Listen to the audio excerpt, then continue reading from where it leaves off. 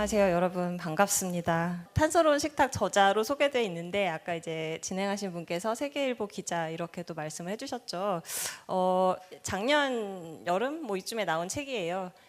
작년 그 서점가를 뒤흔든 베스트셀러이기 때문에 다들 보셨으리라고 기대를 하지만 혹시나 바쁘셔서 못 보셨던 분들을 위해서 저에 대해서 한마디만 덧붙이면, 제가 이제 거의 한 20년 가까이 세계일보에서 기사를 쓰고 주로 환경 분야에 대해서 기사를 쓰다가 뜻한 바 있어 2월 말까지 근무를 하고, 지금은 여기 사단법인 넥스트라고 하는 곳에서, 여기는 이제 에너지와 기후에 좀 집중하는 연구소예요. 거기서 이제 미디어를 총괄하는 역할을 하고 있습니다.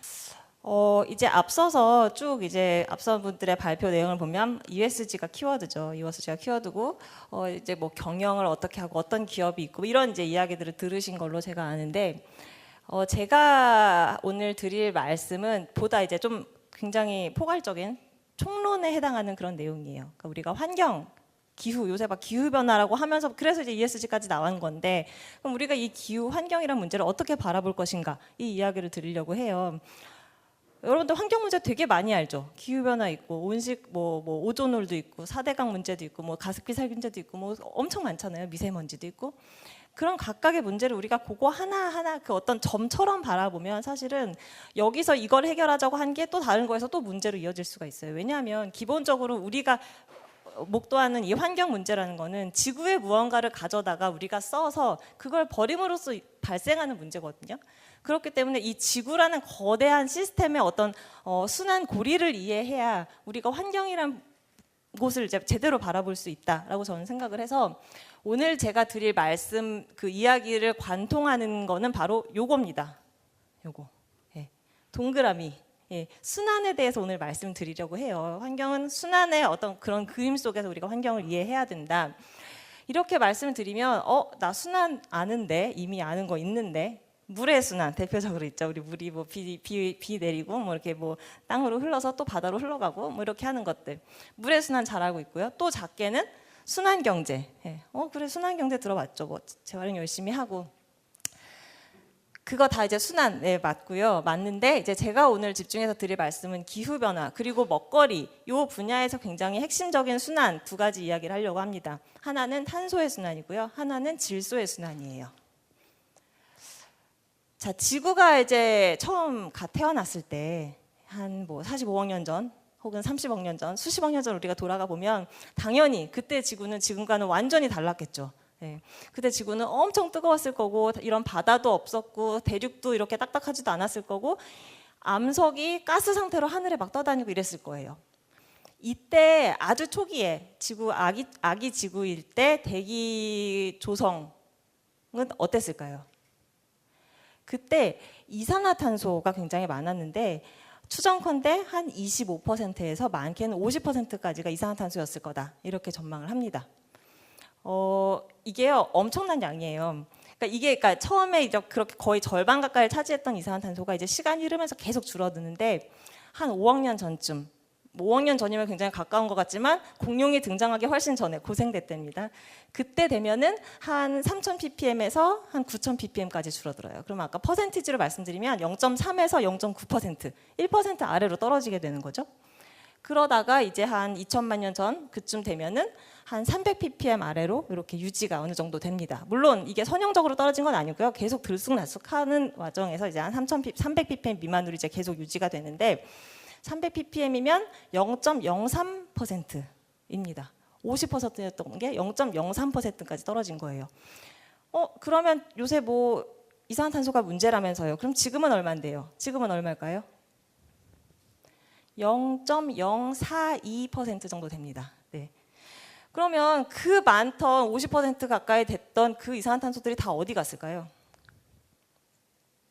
어딘가에 있어요. 대기에 없을 뿐이지. 자, 그래서 이게 지금 IPCC 6차 평가 보고서에 있는 그림인데요. 너무 복잡해서 제가 여기 이제 요 네모, 빨간색으로 네모를 쳐진 그 부분을 좀 집중해서 보세요. 그러면은 이 지구에서 이산화탄소가 어디에 숨어 있는지 그걸 이제 보여주는 그림입니다. 그럼 위에 보면은 우리 대기 속에 591, 이 단위가 뭐 페가그램이라는 건데요. 너무 단위 복잡하니까 그냥 숫자만 갖고 얘기할게요. 대기에 591 정도가 있다고 해요. 그러면 나머지 어디 있나 봤더니 저쪽 맨 끝에 동토, 영구 동토에 1200 이렇게 적혀 있죠. 그래서 뭐 기후변화 때문에 영구 동토가 녹으면 안 된다라고 이야기하는 게 바로 저런 겁니다. 저기 1200이 올라온다고 생각을 해보세요. 1200 저렇게 돼 있고 그 다음에 각종 식생, 뭐 나무나 뭐 풀이나 이런 것들에 450, 그 다음에 토양에도 굉장히 많이 들어가 있죠. 1700 정도. 그리고 눈을 돌려서 이쪽을 보시면 여긴 바다예요. 우리가 그 이제 묻에서 나무나 이런 것들이 이산화탄소를 흡수해 주는 것처럼 바다에서는 그런 이제 식물성 플랑크톤이 그 역할을 하는데요. 그럼으로써 걔네가 이제 탄소를 먹고, 그다음 걔를 또 그 뭐 동물성 플랑크톤이 먹고, 이런 식으로 하다가 이제 거기에 사는 그 바다 생물들이 또 죽을 거 아니에요. 죽으면 또 해저로 가라앉고, 이렇게 해서 저 바다에 엄청나게 많은 양의 이산화탄소가 또 있게 됩니다. 그리고 이산화탄소는 물에 잘 녹잖아요. 그래서 해수 표면에도 900씩 녹아 있고, 그리고 그것들이 이제 또 해수 대순환을 거쳐서 저 밑에 보시면 37,100이라는 엄청나게 많은 양이 아주 저 깊은 심해에 이렇게 갇혀 있게 되는 거죠. 이 그림은 이제 지금 현재 자 이산화탄소 너네 어디 있니 손 들어봐, 자 사진 한번 찍자 딱 찍은 이런 스틸샷 같은 그림이에요. 근데 이 탄소가 대기에 있는 탄소는 영원히 대기에 있느냐? 물론 아니겠죠. 탄소가 지구를 한 바퀴 쭉 도는 여행을 합니다. 이런 식인데요.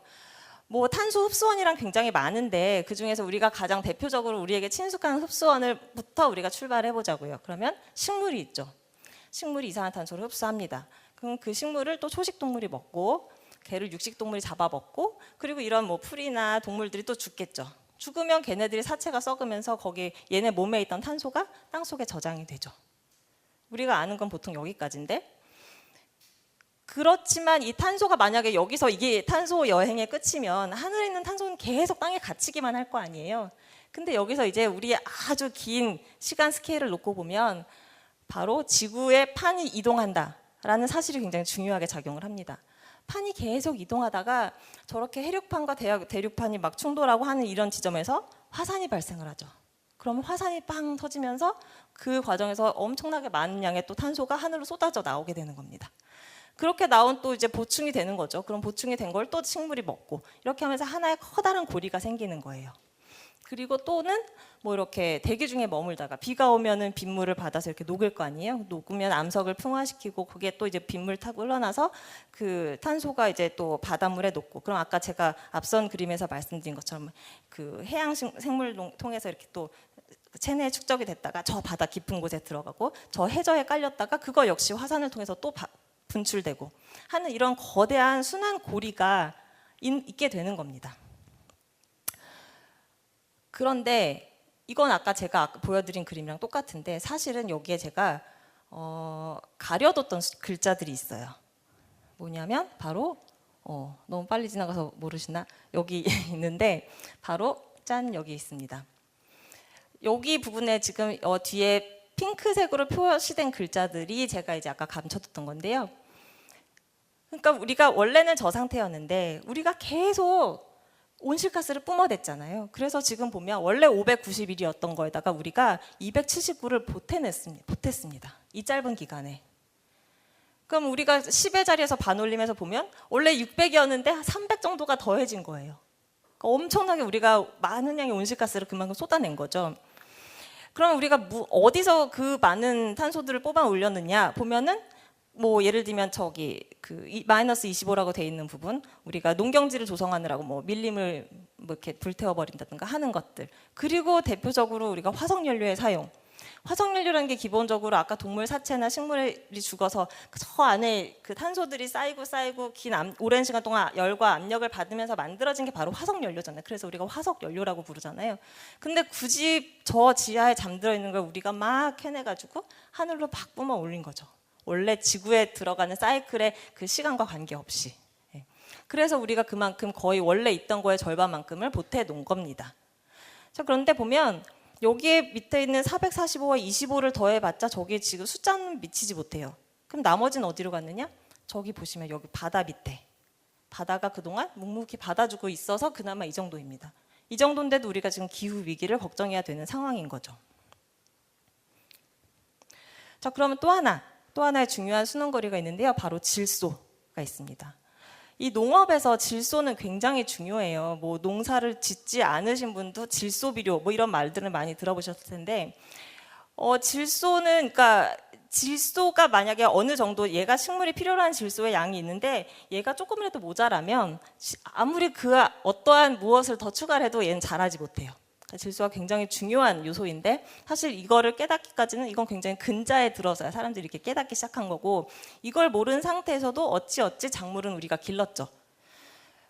질소는 사실 우리 공기 중에 가장 많이 차지하는 게 질소인 거는 아시죠? 네, 한 78% 정도가 질소이고 나머지 21% 정도가 산소, 그리고 나머지 이제 잔챙이 같은 것들이 뭐 아르곤, 이산화탄소 막 이런 것들이에요. 질소가 정말 이 하늘에 엄청나게 많은데 문제는 이 질소는 이제 질소와 질소가 서로 결합해서 N2 형태로 이제 돌아다니거든요. 근데 얘는 너무나 끈끈한 관계여서 정말 어지간하면 둘을 끊어낼 수가 없어요. 이 질소 분자는 얘가 식물이 먹을 수가 없거든요. 그래서 얘를 끊어내야 되는데 엄청나게 뭔가가 작용을 해야지만 얘가 끊어져요. 그 엄청난 게 뭐냐? 예를 들면 번개 정도는 쳐줘야 얘가 끊어집니다. 예. 그런데 그 어려운 일을 우리 콩과 작물들은 그걸 해냅니다. 예. 저기 보시면 되게 징그럽게 생긴 저게 바로 이제 콩의 뿌리인데요. 거기 보면 이렇게 혹같이 생긴 저게 이제 뿌리혹, 그 안에 뿌리혹 박테리아가 저기 살고 있는 거죠. 그럼 얘네들은 어떤 뭐 비밀이 있는지 모르겠지만 그 안에서 막 작용을 해서 그 질소, 그 끈끈한 질소를 끊어내서 이 식물이 먹을 수 있는 질산염의 형태로 바꿔줘요. 그럼 그거를 식물이 먹으면서 질소가 이제 이동을 하게 되죠. 그리고 그 식물을 이제 또 초식 동물이 먹고 그걸 사람이나 뭐 다른 동물이 먹고 나면은 또 똥을 싸죠. 그럼 똥을 싸면 그 똥 안에 질소가 가득 찬 상태에서 예전에 뭐 분뇨나 이런 걸 다 어떻게 했죠? 대부분 밭에 또 뿌렸잖아요. 그럼 그게 다시 밭으로 돌아가서 또 이렇게 순환을 하게 되는 거죠. 혹은 뭐 우리가 이제 잘 관리해서 밭에 뿌리기도 하지만 또 옛날 생각해 보시면 뭐 빗물이나 이런 데 막 흘러가기도 했겠죠. 그렇게 해서 이제 막 관리 안 된 상태로 수계를 따라 흘러가다 보면 이게 또 아까 그 탄소와 마찬가지로 이제 점점 생물들 몸 안에 축적이 될 거 아니에요.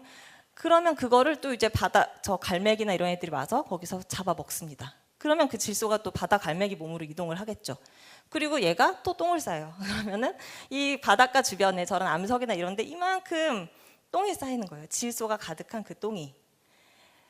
그래서 이제 그거를 예전에 뭐 저기 뭐 칠레나 이런 그쪽 뭐 남미 이런 데서 이제 농민들이 그걸 썼는데, 그래서 그거 뭐 초석을 둘러싼 뭐 전쟁이 벌어지기도 했잖아요. 그러니까 그때가 언제냐면 멜서스가 인구의 증가를 식량이 따라잡지 못해서 우리는 다 망할 거야. 뭐 이렇게 저주에 섞인 이런 예언을 내놓았을 고무렵에 그 독일의 한 탐험가가 있었대요. 그 사람이 막 여행을 하다가 저기 뭐 저쪽 그 남미, 서쪽 칠레나 뭐 이런 볼리비아 있는 그쪽을 봤더니 거기 있는 사람들이 막 저런 똥을 뜯어다가 막 비료로 쓰더라는 거죠. 그래서 이거다 이걸로 하면 우리가 이 위기를 벗어날 수 있겠다 해갖고 유럽으로 가져가서 어쨌든 그게 이제 유럽에서 널리 쓰이고 그러면서 저걸 쟁탈전을 벌이느라고 막 전쟁까지 벌어지고 했었잖아요.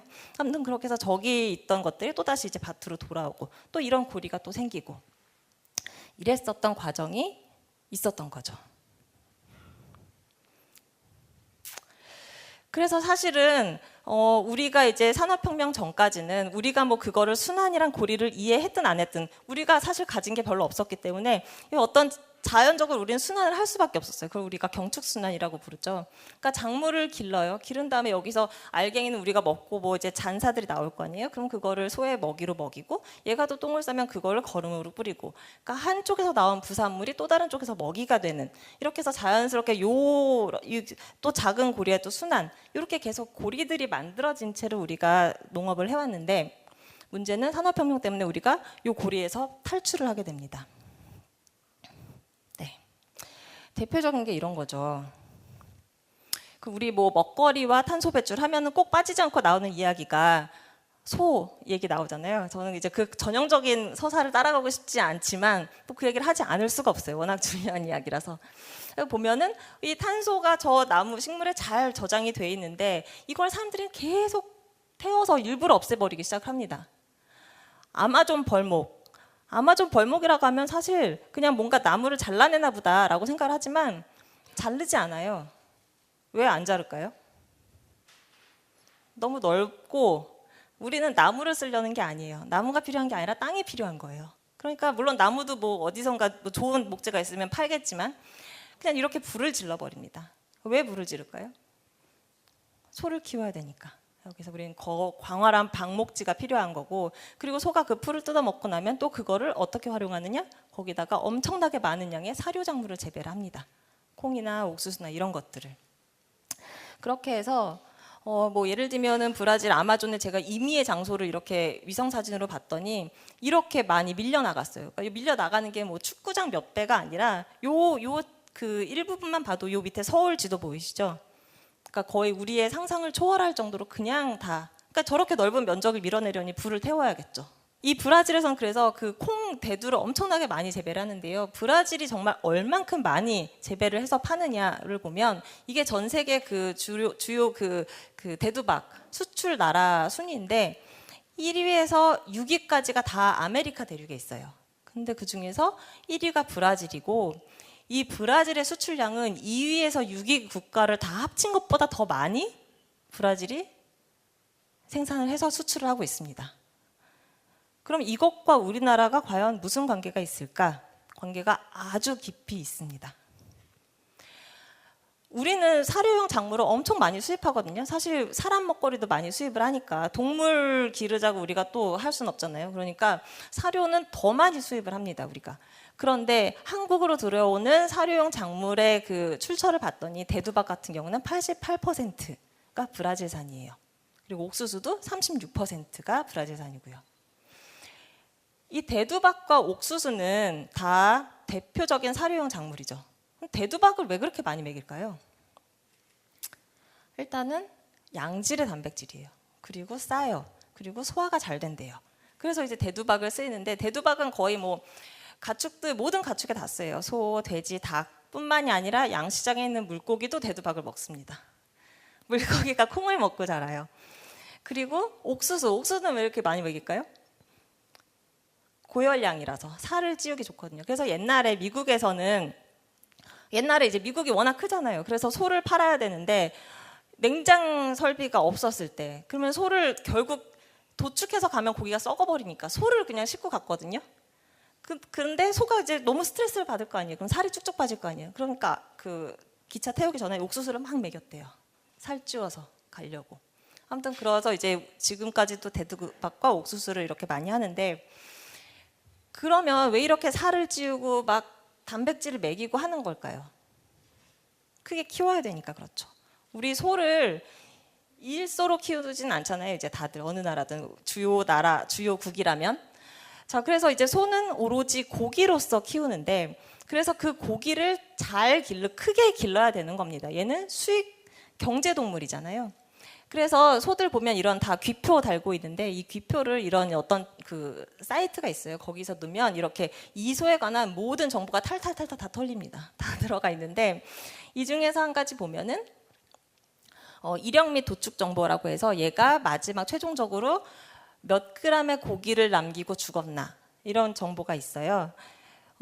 제가 이걸 보여드린 이유는 소는 크게 키워야 되지 그래야지 돈을 버니까라고 하면 왠지 축산업자들이 너무 욕심쟁이 같이 보일까봐 제가 그래서 이제 말씀을 드리는 건데 예를 들면 아까 그 사진 속의 그 소 같은 경우는 작년 1월에 도축이 되면서 375kg의 고기와 1 플러스 등급을 받았네요. 그럼 그때 당시에 2022년 1월 달에 도축된 다른 암소들 같은 경우는 얘보다 더 몸무게가 10kg 이상 더 나갔어요. 그러면 그때 단가를 곱해보면 30만 원을 이 업자는 손해본 거죠. 그리고 육질 등급을 봤더니 투뿔이 아니잖아요. 투뿔이 아니어서 또 한 70만 원을 손해를 본 거예요. 그래서 어떤 생각이 들겠어요? 소를 기르는 사람이라면 내가 소를 좀 더 크고 뚱뚱하게 키웠다면 100만 원은 더 받을 수 있었을 텐데 이렇게 돈이 막 돈 100만 원이 오가는 이런 시장이기 때문에 당연히 소를 크게 키울 수밖에 없는 겁니다. 그래서 우린 정말 소를 엄청 빨리 크게 키웠는데요. 74년에 359kg였던 게 2020년에는 697kg까지 커졌고요. 2년 지났는데 또 706kg까지 늘었어요. 굉장히 빨리 크고 있죠. 그런데 이렇게 소를 크게 키우면 먹이를 또 많이 공급해야 되니까 아까 뭐 아마존에서 벌어진 그런 일도 벌어지겠거니와 소 한 마리가 뱉어내는 그 배출량 또한 늘어나는 경향성이 있다라는 겁니다. 이 아래는 IPCC에서 이제 내놓는 가이드라인을 제가 이제 그림으로 그려본 건데요. 이렇게 지역별로 소의 무게가 평균 무게가 점점 늘어남에 따라서 배출 개수, 즉 소 한 마리가 뱉어내는 메탄의 양이 이렇게 늘어나는 거죠.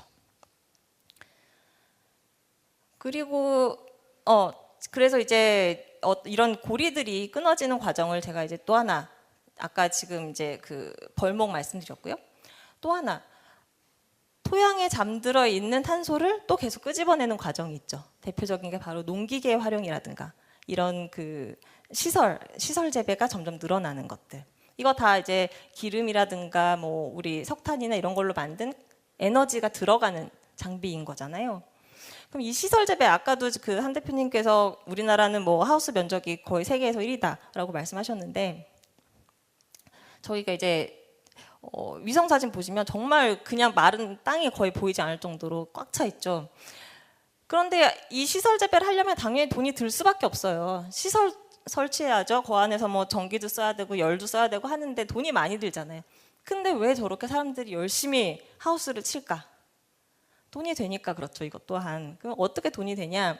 이거 보시면 노지 재배랑 시설 재배 비교하면 경영비는 그러니까 돈은 한 151만 원 더 드는데 돈은 569만 원을 더 벌어요. 그럼 당연히 누가 봐도 시설 재배 쪽으로 기울겠죠. 그리고 또 그 안에서 조금 더 열을 더 세고 조금 더 강원을 쬐면 또 빨리 기를 수가 있거든요. 그럼 빨리 기름에 따라서 돈이 더 들 수밖에 없는데 그 이상 돈이 된다는 겁니다. 수입이 보상을 해주는 거죠. 그리고 이런 측면에서 또 하나 빠질 수 없는 게 양식장 문제인데요. 양식장이 여러분 엄청나게 전기를 많이 쓰는 곳입니다. 제가 지금 찾아간 요 양식장들에서 찍은 사진인데 저 지금 광어 양식장 같은 경우에 저기서 그러니까 양식장에서 쓰는 전기는 기본적으로 농사용 전기요금이에요. 우리 전기요금 중에 제일 싼 농사용 전기 있잖아요. 농사용 전기인데 저 양식장에 쓰는 농사용 전기가 요금이 한 2억 원 정도 됩니다. 네, 엄청 많이 쓰죠. 그런데 저분이 뭐 해퍼서 그러냐 그런 건 아니고요. 제가 그 한전에서 그 농사용 전력 그 사용 현황을 받아봤어요. 받아봤더니 그 업종별로 농사용 전기를 쓰는 업종별로 사용량을 보니까 양식업에서 한 16%를 써요. 이게 많은가 적은가? 그 이제 한전한테 나 농사용 전기 쓰겠습니다라고 한 그 고객들이 있을 거 아니에요. 그 고객 수를 따져보면 양식업자는 1%도 안 돼요. 근데 1%도 안 되는 그 양식업자가 16%의 전기를 쓴다라는 거죠. 그럼 바꿔 말하면 한 곳 한 곳이 에너지를 엄청나게 많이 쓴다라는 걸 알 수 있죠. 그리고 질소 얘기도 한번 해보면 그 우리가 예전에는 이렇게 기본적으로 퇴비가 거의 유일한 사실 그 어떤 보충제였다라고 하면 이제 우리는 그렇지 않습니다. 일단은 냄새도 나고요. 그리고 뭐 환경 어떤 그 위생상의 문제도 있고 그리고 더 중요한 거는 그걸 대체할 만한 게 우리가 그걸 손에 갖고 있기 때문이죠. 질소 비료. 네. 그 아까 제가 말씀드렸지만 이 질소는 그 질소와 질소를 끊어내기가 너무너무 어려워서 사실 사람들이 만들 생각을 못 했는데 20세기가 딱 열리면서 그게 방법을 사람들이 찾기 시작합니다. 엄청나게 고온과 고압을 환경으로 어떻게 하면은 이 질소로 그 암모니아를 합성할 수 있게 된 거예요. 그리고 그 암모니아를 이산화탄소랑 반응을 시키면 거기서 요소가 생기고 그 요소 비료를 만들 수 있게 된 거예요. 그러니까 우리는 더 이상 이제 똥에 의존할 이유가 없는 거죠. 그래서 사람들이 이제 질소 비료를 많이 쓰기 시작하는데 우리는 항상 뭐 하면 되게 아싸라게 하잖아요, 또. 그래서 단위 면적당 질소 비료 사용도 우리가 굉장히 많은 편에 속합니다. 그리고 심지어 늘고 있어요. 지금 보시면 우리나라가 지금 133.89를 쓰고 있단 말이죠. 미국 같은 경우는 우리가 왠지 미국 하면 다 뭔가 때려 넣고 막 농약도 엄청 많이 치고 막 할 것 같은데 미국은 72.75를 쓰고요. 뭐 일본, 인도, 뭐 독일, 프랑스도 그렇고 우리보다 좀 더 많이 쓰는 주요국이라고 하면 영국 정도가 많이 씁니다. 그러면 이 질소 비료를 쓰는 게 뭐가 문제냐라고 하면은 일단은 얘를 이렇게 뿌리면서 날아가죠. 그리고 작물들이 다 받아먹지 못하고 대부분 이렇게 애기들이 밥 먹는 것처럼 질질질 흘려요. 그럼 이 과정에서 얘가 산소를 만나고 그러면 아산화질소라고 하는 이산화탄소보다 한 300배 정도 강한 온실가스가 또 발생을 하게 되는 겁니다. 그리고 또 하나 질소 비료를 만드는 게 되게 어렵다고 했잖아요. 굉장히 에너지가 많이 들어간다. 그래서 이 질소 비료라는 저 상품 하나 만들기 위해서 전 세계 에너지의 2%가 쓰이고 있다고 해요. 그 과정에서 발생하는 이산화탄소가 3억 1천만 톤이나 되고, 그럼 저게 얼만큼이냐? 프랑스 연간 배출량이랑 거의 같아요. 그러면 질소 비료라는 나라가 있다고 하면 프랑스 같은 나라가 하나 또 있다고 생각을 하면 되는 거예요. 네, 그리고 이제 또 땅을 이 땅에 잠들어 있는 이것들을 또 깨워서 우리가 하는 행동 중에 대표적인 게 바로 경운입니다. 네. 이 경운도 사실은 뭐 예전부터도 해왔지만 또 기계의 힘을 빌려서 점점 더 막 격렬하게 함으로 인해서 우리가 이렇게 계속 이 탄소라든가 질소를 계속 공기 중으로 퍼올리고 있어요. 그리고 사실은 제가 땅을 이야기하면서 좀 여러분들이 관심 있게 보셨으면 하는 게 바로 이 토양 역시 되게 희소한 자원이다. 우리한테 마냥 있는 게 아니다라는 걸 좀 생각을 해보셨으면 좋겠어요.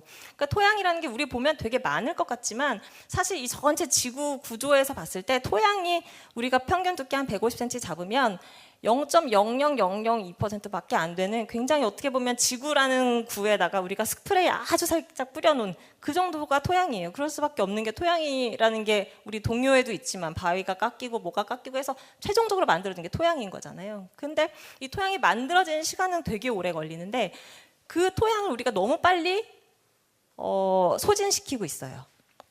그래서 지금 현재 그 토양에 있는 어떤 그런 뭐 탄소 유기물이 됐든 질소가 됐든 이런 것들을 우리가 지금 80억 인구를 부양하기 위해서 너무 많이 쓰다 보니까 지금 여기 보이는 이 브라질의 그 절반 정도가 그냥 더 이상 이 땅은 아무리 해도 농사를 지을 수 없어. 그래서 버려진 땅이 저 정도가 된다고 합니다. 그리고 2050년 정도가 되면 그땐 인구가 한 97억, 100억 막 이렇게 될 걸로 전망이 되거든요. 그럼 그때는 여기 남미 전체만큼의 땅이 버려질 수도 있다. 못 쓰는 땅이 되는 거예요. 우리가 버리고 싶어서 버리는 게 아니라. 그래서 지금 우리가 지금 먹는 이 사정이 어떻느냐. 우리는 다행히 이 대한민국이라고 하는 나라에서 살고 있으니까 식량을 위기로 느끼진 않고 있지만 사실상 전 세계에서 이 곡물의 공급과 수요를 따져보면 여기 이렇게 색칠된 기간이 수요가 더 많은 해예요. 공급보다. 그래서 여기 보면 왜 저쪽 이 앞에 두 개의 기다란 그 수요가 더 많았던 해들 있잖아요. 그 기간 바로 끝나면서 우리 아랍의 봄 막 시작됐잖아요. 그래서 다들 들어보셨겠지만 아랍의 봄이 사실 근본은 뭐 식량난이었다. 뭐 이런 얘기가 나오는 것처럼 저렇게 우리가 지금 되게 우리나라에 사는 우리는 되게 그런 걸 못 느끼지만 글로벌리 이미 심각하게 식량 위기가 나타나고 있다라는 겁니다. 네. 그리고 또 하나, 그럼 이제 우리나라 상황에서 한번 우리가 절대적인 지금 막 식량 빈곤을 겪진 않지만 이런 것도 한번 생각해 볼 과제인 것 같아요. 이걸 보면 연도별 그 작물의 그 가격 변동이거든요. 이 숫자들 보시면 이거 무슨 생각 드세요? 거의 막 55%가 떨어졌다가 막 34% 떨어지고 코인 시장처럼 막 엄청나게 등락이 심하잖아요. 근데 이게 현실입니다. 농작물이 이래요. 왜냐하면 그럴 수밖에 없는 게 사실은 우리가 농작물은 우리가 아무리 가격이 올라도 곡기를 끊을 수는 없고 그렇다고 생산량을 쉽게 늘릴 수도 없잖아요. 그러다 보니까 굉장히 이렇게 그 수요 곡선과 공급 곡선이 이렇게 서 있단 말이죠. 그래서 같은 양만큼 공급이 변동을 해도 가격은 훨씬 더 뛸 수밖에 없는 거예요. 그래서 보시면 우리 고랭지 배추가 2015년에서 16년 비해서 출하량은 6% 줄었는데 가격은 180% 가까이가 쪘어요. 그리고 양파 역시 2013, 2014년 보면 출하량은 23% 늘었는데 도매는 60%가 뚝 떨어졌고요. 네. 이렇게 막 등락을 하는 상황에서 그럼 농민들은 어떤 입장이겠어요? 매년이 투기예요, 투기. 올해는 대박 아니면 쪽박인 심정으로 살아야 되니까 이런 상황이 해결되지 않고서 탄소 중립을 해야 되죠, 국민 여러분 하면은 그게 먹힐까? 저는 그런 생각이 솔직히 들어요. 그리고 또 달리 말하면 이렇게 가격이 막 이렇게 극심하게 변하면 지금 여기 앉아 계신 여러분들은 잘 못 느낄 수 있지만 사회 어딘가 그 취약계층은 이미 벌써 되게 고통을 겪고 있을지도 모른다라고 저는 분명히 생각을 합니다.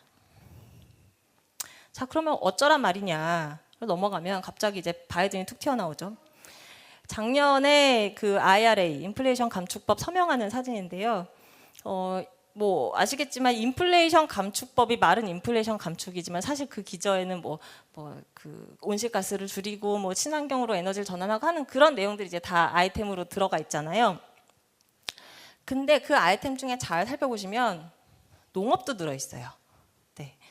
농업 부문 예산이 이렇게 원래 이제 그 미국 정부에서 하는 요 4가지 주요 프로그램이 있는데 그 가격, 그 비용 예산을 이만큼 훨씬 더 키워서 이제 들어간 거예요.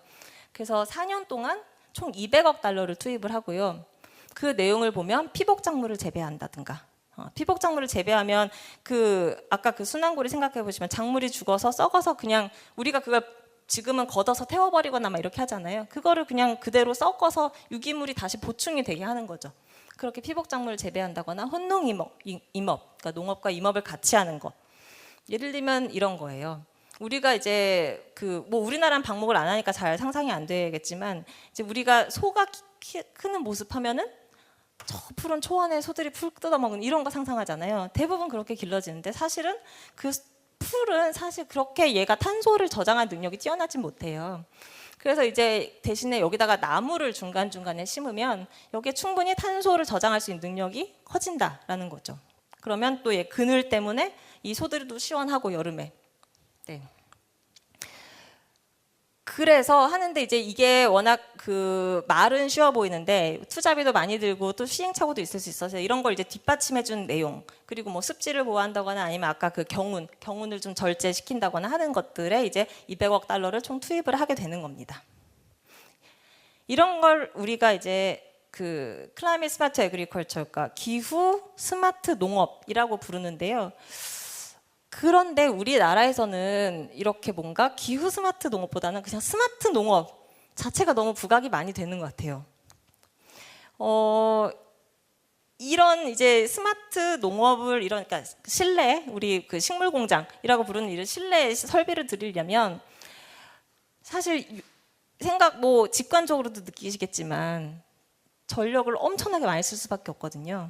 계속 강원을 24시간 쬐줘야 되고 그다음에 그 안에 막 공조시설 계속 돌려야 되고요. 그래서 전기를 엄청나게 많이 쓸 수밖에 없습니다. 그럼 우리나라의 전력 사정을 그 에너지 믹스를 고려하면 이거 다 저 안에 잠들었던 탄소 잡아 깨우는 거거든요. 그래서 할 때 물론 이거를 하지 말라는 게 아니라 할 때 그러면은 그 전력의 최소한 몇 % 이상이라도 뭐 재생에너지를 하게 한다거나 그걸 지원해 준다거나 하는 게 가치가 주면 좋을 텐데 우리는 너무나 스마트 애그리컬처에만 좀 꽂혀 있는 게 아닌가 이런 게 좀 저는 개인적으로 아쉽고요.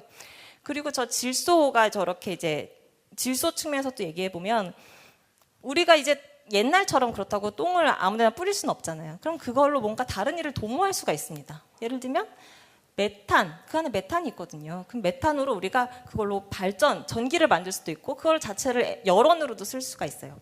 그렇게 하는 게 있지만 사실 이것도 주민 수용성이 굉장히 떨어지기 때문에 잘 들어오기 어려운 게 현실이죠. 그래서 시간이 얼마 없으니 빨리 할게요. 유통소비 폐기 단계에서 이제 보면 여기까지는 지금 생산의 이야기였고 그럼 이제 나는 뭘 할 수 있을까를 생각을 해보자고요. 보면은 이게 이제 최근에 맥킨지에서 나온 자료인데 100개의 토마토가 우리가 달려있다고 하면 사실은 이 농장에서 이미 23개가 버려진다고 합니다. 상품 가치가 없어서, 못생겨서 이런 이유로. 그래서 이렇게 포장하고 어쩌고저쩌고 하는 과정에서 최종적으로 우리가 이제 소비자를 만나는 거는 65개만 소비자를 만난다고 해요. 그래서 우리나라에도 비슷할 게 없을까 보니까 우리나라에도 이렇게 한 86%가 소비되고 나머지는 폐기된다라고 하더라고요. 근데 여기에는 아까 그 농장에서 되게 많이 버려졌잖아요. 그건 여기가 합산이 되지 않은 거예요. 그러니까 사실은 100을 생산한다고 하면 절반 정도만 우리 거의 소비자를 만나지 않을까라고 생각을 하고요. 그리고 더구나 우리가 또 생각해 볼 수 없는 게 우리는 이제 수입을 많이 한다 그랬잖아요. 굉장히 많은 걸 이런 선박을 통해서 들여오는데 이런 나라와 나라 사이로 오가는 선박에 들어가는 연료는 또 온실가스 우리나라 목록 거기에 합산이 되지 않아요. 네, 그런 게 있고요. 그래서 이제 말을 마치자면, 자, 그래서 지금 제가 막 여기저기서 이렇게 온실가스가 나온다고 했는데, 그래서 농업이 얼마나 차지하냐, 우리나라의 온실가스 배출에서 3%. 허무하죠. 3%. 이런 얘기를 하면 이런 얘기를 합니다. 굳이 농업까지 우리가 해야 돼? 고작 3%인데? 근데 저는 이런 이야기가 사실은 그동안 우리나라가 기후 문제를 대해왔던 방식과 다르지 않다고 생각해요. 중국만 잘하면 돼. 우리나라 해봤자? 우리나라 줄여봤자 뭐 지구 살릴 수 있어? 우리나라가 배출한 배출량이요 2% 채 안 돼요. 전 세계 배출량으로 따지면. 근데 그렇게 해서 굳이 고작 이것 때문에 우리가 여태까지 재생에너지 발전 비중 꼴찌, OECD 꼴찌, 뭐 기후 악당 뭐 이런 식으로 불리고 있는 거잖아요. 그래서 제가 이제 마지막으로 드리고 싶은 말씀은 이제는 이제 굳이 고작 이런 꼬리표는 이제 그런 질문 이제 그만 던지고 가야 할 곳을 보고서 그냥 묵묵히 걸어갔으면 좋겠다라는 말씀을 이제 끝으로 이야기를 마치겠습니다. 감사합니다.